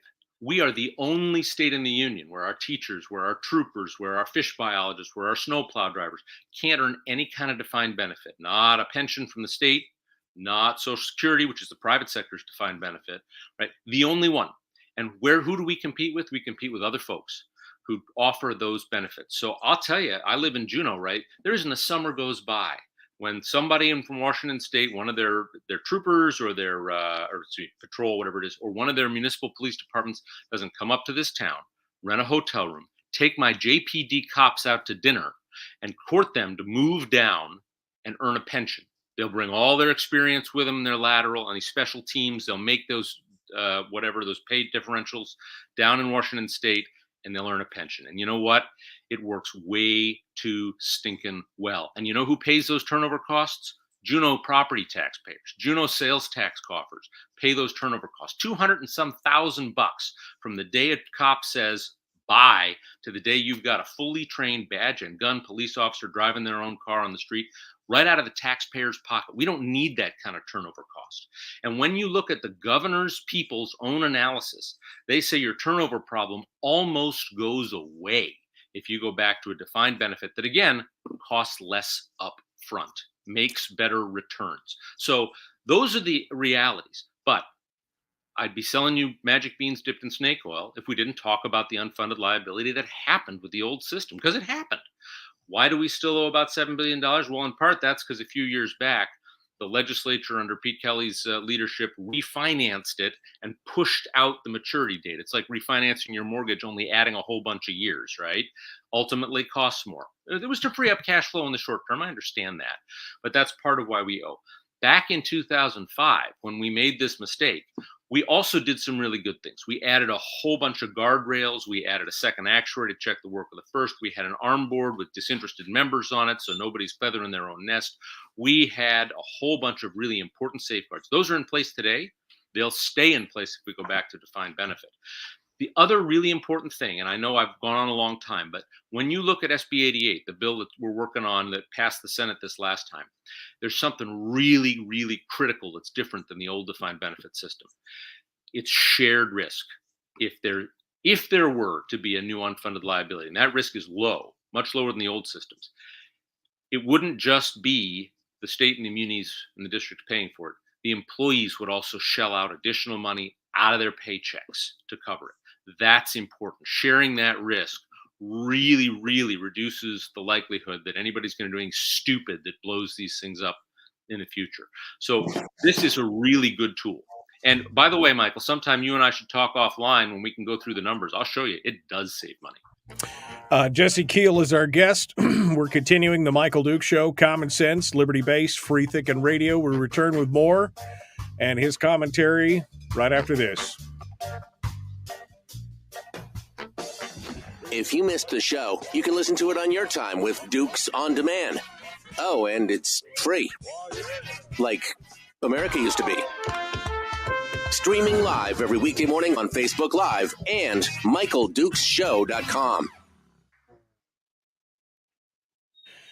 Jesse, what do you, we're in the break now. What do you say to, I know the Reason Foundation came in and gave you a presentation on that, and they were estimating $10 billion over 14 years. What do you look, and then again, they're basing it on the overall architecture of defined benefits here in the state, and then what has happened in other states.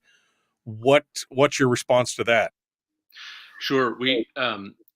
I've looked at their numbers, and I would say if you close one eye, turn your head sideways, and cover up the rest of the spreadsheet and look at a single column only, you can get there. But if you look at the big picture, you're going to see that this is a significant savings. And there's actually a great economist who did some work. And she started looking at and putting together some of the other pieces. You know, the governor's, the administration's actuaries, I should say, it's not like Mike picked them. The administration's actuaries looked at this, and they actually went further than I think is reasonable when they said this basically ends turnover in public employment. That's what you need to do to get to that $10 billion number. You have to assume that nobody ever leaves their job till they've maxed out the total salary schedule and they've got 30 years in. That's not reality, right? And we have solid numbers on the old defined benefit system and how well it keeps people. Your turnover numbers are about half what they are with the current defined contribution system. That's not zero turnover, right? You can't tell me that we're ever going to have a system that gets to zero turnover. In fact, you don't want one, right? Eventually, you got to get rid of somebody who's not doing their job. And I don't care if you're public sector, private sector, that happens. So if you squint, if you turn your head sideways, and if you cover up all the savings and only look at the cost column, then yes, I can show you just a cost column that doesn't look at efficiency, doesn't look at turnover costs, or any of the other issues. But that's not real. I've talked to a lot of people over the years who have been, downsized or left jobs and everything else. And there's only one or two that I can think of that basically said it was because I wasn't getting paid enough, or I wasn't getting the retirement that I wanted, or something like that. Most of the time it has to do with culture and management. So how much of this problem is really a wages or benefit problem, and how much of it, and do you have studies or statistics, exit interviews, because I'm assuming you do exit interviews with all the employees that leave, that have said, I'm leaving because of X, Y, or Z? I mean, is there something to back this up? The state does not do exit interviews with all the people who leave. Occasionally we do some exit interviews. And so we had at one point a few years ago, and let me get your salt shaker out, right? We had a couple of the public employee unions who did surveys on folks who left state employment, right? Open-ended, fill in the blank, and all those reasons, including pensions, were on there. Occasionally the state has done, from the management side, some exit interviews. All those reasons, including pensions, were on there. So you have to look, right? Anytime you're the boss, you have to look at the whole package. You have to look at pay, you have to look at health benefits, you have to look at workplace environment, workload, but also the rest of the benefit package and whether you're competitive with everybody else. No, there is no one thing that's going to solve all our problems. There never has been. There's never going to be. This is a big one. The folks who are working in public service jobs, whether it's public safety, police, fire, whether it's teachers, whether it's plow drivers, they put a high value on that piece of retirement certainty, right? It's kind of like why Social Security is such a powerful campaign issue across America. People put a big, big value on. It's not a great big check, but it's a hugely important thing, that one certain piece of retirement income. Well, yeah, I mean, and I look at this but then I also look at what defined benefits, what's happening across the country. And it has been, again, defined benefits, people have exited from it, and many municipalities and states are exiting from it because of the costs in their budget. See, it's the uncertainty, Jesse. That's what gets. I'm sorry? North Dakota is the only state I think that's exited.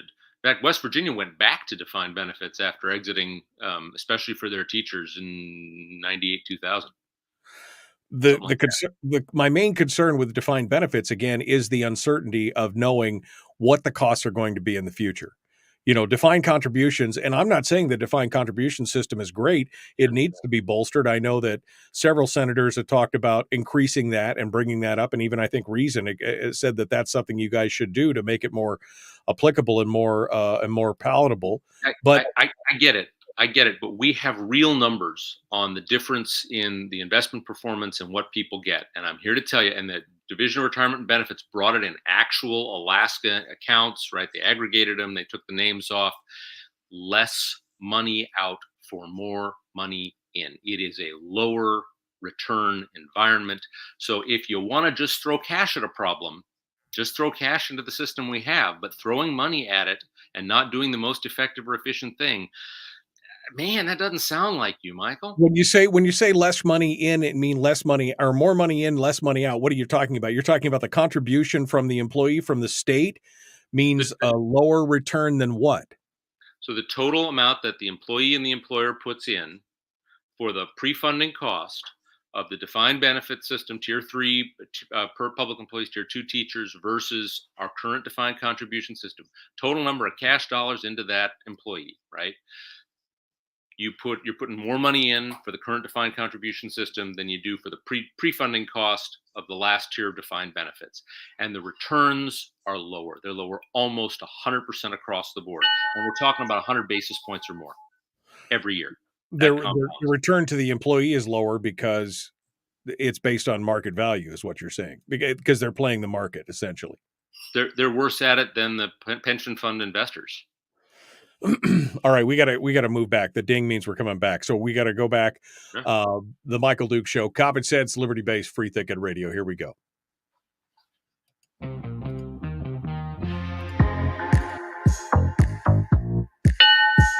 The Michael Duke Show, proudly splitting the left versus right dichotomy. Yeah, I had to look that word up too.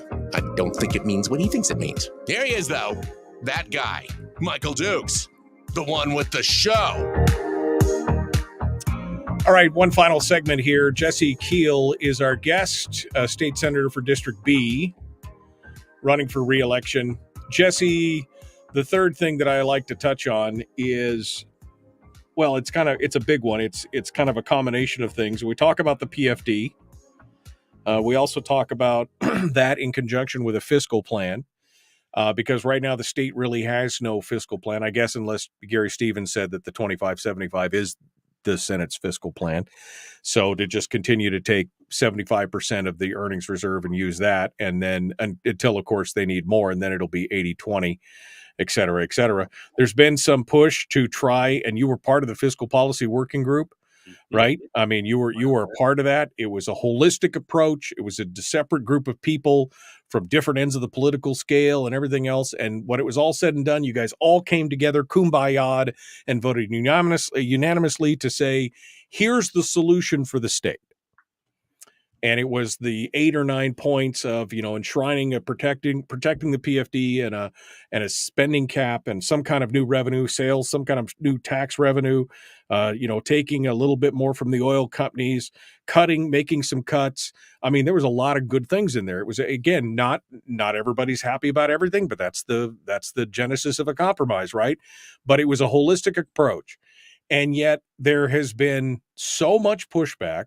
Ben Carpenter's tried to run this ball in the legislature every year since the Fiscal Policy Working Group has done it on the House side.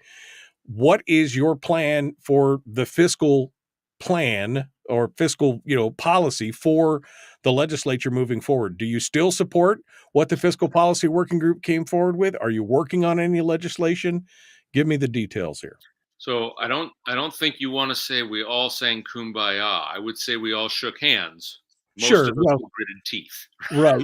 Yeah. I mean, but in the end, you all came together. I guess what I was saying, it was unanimous. It was painting the picture of people who are completely philosophically opposed in different areas. But in the end, you came together and said, okay, this is the best we can come up with, which again, nope. That's the example of a great compromise, right? Where everybody leaves a little unhappy. That was what the whole point was. But again, do you still support that plan, or is that a blueprint for you to use? Are you talking about this? Are you working on legislation? Yeah, it is still a workable blueprint, and you fiddle the numbers and you adjust to the realities of the day, but ultimately the pieces of that still work, right? And I do believe that if we don't have some sort of protection for a PFD, ultimately it'll go away before you can get the votes for a broad-based tax, or maybe even to fix oil taxes. I mean, we couldn't even get the same treatment for Hillcorp as the other two of the big three, right? In terms of their production taxes, their corporate income tax, rather. So just flat level treatment of the same three companies doing the same thing, we couldn't get the votes for. So very, very difficult to raise revenue, easier to reduce what we spend on the PFD checks. And so I think we need to protect a reasonable, affordable PFD. I think something in the neighborhood of the 75-25 split works. Certainly, I am still as good as my handshake on working towards 50-50, right? That's what we said we wanted to work towards. That's what the language that the Fiscal Policy Working Group put out. I didn't push the income tax bill the last 2 years. We still need some kind of broad-based tax. I do think an income tax makes the most sense, but even if we end up with sales tax, which really hurts the working folks of Alaska more than anything else or anyone else, that piece of some sort of connection between a healthy growing economy and the resources the state has to plow roads, educate kids, provide for public safety, keep the doors locked on the prisons, the thing you have to have if you're going to have a healthy growing economy so that the private sector can do what people want to do. There's no connection today, right? Gas tax pays about a third of what it costs just to match the federal money for major rebuilds and new bridges, right? And that's before you spend a dime on maintenance and operations like plowing and patching potholes and fixing the guardrails. So, a sixth total of what our highways cost us in state general fund money, that's what we pay in gas tax. Man, that don't work. The math doesn't work. And you can go on across the board. Well, except the DMV. DMV, we collect about 3 times what it costs to run the operation. But ultimately, you got to put all the pieces together. So I have gritted my teeth very, very hard and done some work tweaking the spending cap proposal that James Kaufman has brought forward. I don't believe in spending caps. I don't think any one generation knows exactly the right size and shape of government for all future generations. Elections should be the spending caps where voters choose the values, right? But that was a piece we shook hands on. Senator Kaufman's spending cap proposal is not as nutty as some I've seen. And with a couple of those tweaks, I have been willing to help move that forward, even though I have serious reservations about it. So there's a lot of work to be done. I think politics is politics. We're gonna have to take a bite at a time. We're gonna have to do a piece at a time. The grand compromise has proven to be too big so far. You mentioned that that a sales tax is hurting the working folks. I mean, isn't a taking of 50% of the PFD hurting the working folks? I mean, aren't they disproportionately affected more than anybody else in the state? And doesn't that affect entrepreneurship and everything else? I mean, people taking that seed money and utilizing it to create industry and economies and things like. Doesn't that hurt the working folks more than anything else? There is no tax that is great for the economy. The question is unplowed streets in Anchorage or underplowed streets in Kenai and Matsu that we've seen for a couple of winters now, a bigger drag, right, is inadequate public safety so that people can't just run their businesses and run their lives, but they got to live in fear. Is that a bigger drag on the economy, right? And when you balance those, there is a role for some revenue to public services we all need. I think we agree we need plowed streets Right. and cops, right? Troopers. So the question is how we do it, right? And the purpose for which the permanent fund was created was to replace oil tax money when oil production declined. Now, I support the PFD. The PFD is important, and it's a critical thing for families that struggle, especially. I don't support doing away with it. I do think we need to stabilize it and then protect it at a level that doesn't mean we have to unlock the prisons, right? What exactly that level is, I'm sure we're going to debate and discuss. I think we balance that use of some permanent fund money with an income tax so that we have everybody's got, what's the phrase, skin in the game. Everybody's contributing some to those services. Those who get the most out of the economy maybe contribute a little more, right? Because what do police do? They protect property. Who has the most property? Well, this isn't super hard, Michael. Right. A balanced package, though, makes the most sense and is in the realm of, I think, the politically possible. But it sure as heck isn't going to be easy. The other issue that's come up is the Permanent Fund Corporation put this white paper out. Bert Stedman's talked about it, a lot of others, and that is the combining of the earnings reserve and the corpus of the fund.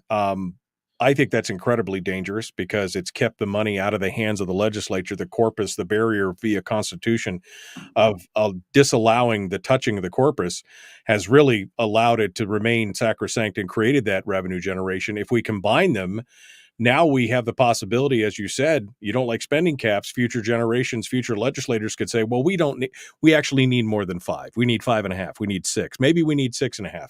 Now we're eating the seed core. What's your stance on combining the permanent fund quickly here? I think it's the right thing to do with a constitutional cap on the draw, because you're right. If we can just get into the corpus any old time, it would be a terribly irresponsible idea. The current 2-fund system, corpus you can't touch, earnings reserve you can spend anytime, 21 and 11 votes, that's risky because we can spend more than is sustainable, right? So right now we have a risk. We haven't done the irresponsible thing, but there have been proposals. I think it makes sense to go to one fund, but with and only with a cap on the draw. All right, final thoughts here, 45 seconds, Jesse Keihl. Well, listen, so Michael, you mentioned it. I don't have an opponent in this election, so unless somebody launches a heck of a write-in campaign in the last 65 days or so, I'll serve in the legislature again. I'm happy to talk anytime, and we should talk more about good directions for the state. I was listening to your talk with Mike Kronk the other day. He talked about serving his district with an eye on the entire state. That's the right approach, right? And that's what I try to do. So I appreciate coming on to talk to you, and I'd love to come back anytime you want to have me. All right, hold the line for just a second there, Jesse. Folks, we're out of time. Tomorrow, Brad Keithley, Chris Story. Be kind, love one another, live well. The Michael Duke Show, Common Sense Radio. All right, Jesse, I'll give you a final bite at the apple here this morning. Anything we didn't touch on? I mean, I would like to, again, to me, it is frustrating to watch what's happened with the earnings reserve, the $8 billion being transferred out over the last few years. And then all of a sudden, there's not enough money in there, which again, to me, in some ways, and I've said this for 25 years, Jesse, the ultimate goal is to get access to the corpus. I've been talking about this. This is back when 1999, when they said, when they tried to push the first POMV formula, and I was concerned about it then. That was when I started my radio show. It was one of the first things we tackled at the time. And it's always been in the back of my mind that this is one of my most concerning points. Anytime you can access the corpus of the fund, you're eating the seed corn that's taking care of the state for the future. You're strangling the golden goose, right? So anything that gives access to that makes me very nervous. We've got monies in the earnings reserve, and the numbers. Brad Keithley went through some of the accounting numbers that they've used there and shows that it's not necessarily as bad as they're saying, because they're kind of painting it with the brush that they want to paint it with. But any access to the corpus of the fund is dangerous.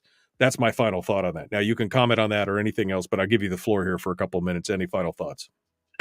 Yeah, well, that's why I say there has to be a cap on the draw. I do believe over the long term that the permanent fund's going to make money and that there's a sustainable draw that's possible. The two-fund system has this weird accounting system. It ties the hands of the investment folks in ways we shouldn't do, that nobody else does.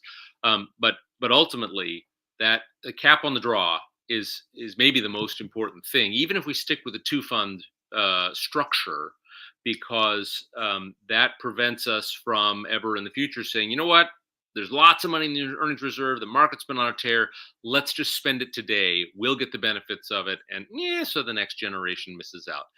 That's a betrayal of future Alaskans. So the crucial thing is that I think it's more effective, more efficient if you do a combined fund. The crucial thing, though, as I've said the whole time, is that cap, so that the permanent fund continues to do what it was designed to do, right? Turn a little piece of the oil wells into permanent money wells. And that's going to keep whatever Alaskans pay in taxes in the future as low as possible. All right, Jesse Keihl, thank you so much for coming on board and joining us today. We appreciate it. Sorry for the late start. Sorry for the late start. We got it all squared away, and I appreciate it. Thanks for coming on board. All right, much appreciated. Take care. All right. Thanks so much. All right. Well, that was interesting. Not for a spending cap, but for a cap on the taking of the draw for the PFD. There's a dichotomy in there somewhere. I have to think about that for a little bit. Educational, yeah, interesting, yeah. We'll have more tomorrow with Brad Keithley, Chris Story. And we'll have some more stories. We'll have some more of the latest news stories and things like that as well. All right. Well, I guess that's it for today. I got nothing else. I'm thinking about this. I got to think about this a little bit more. The Michael Duke Show, common sense, liberty-based, free-thinking radio. Please share the show wherever you are, wherever you're watching it. Share the show, like the show, do all that stuff. And if you're on Rumble, I see there's 9 people on Rumble, but only one person has said hi this morning. No, 2 people have said hi. Say hi this morning on Rumble. If you haven't gone to Rumble yet, go over there and let me just I'll drop a link in the chat room so you can go over there and then you can follow it over there as well. Go over to Rumble, follow us over there. I'm trying to build up a little bit of a following in case Facebook kicks me to the curb. It's always possible. All right, folks, we'll see you tomorrow. Have a great day.